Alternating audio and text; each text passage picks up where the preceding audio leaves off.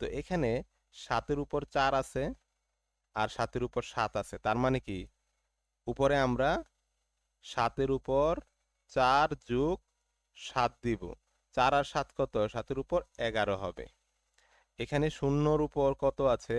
8 যোগ 2 দিব।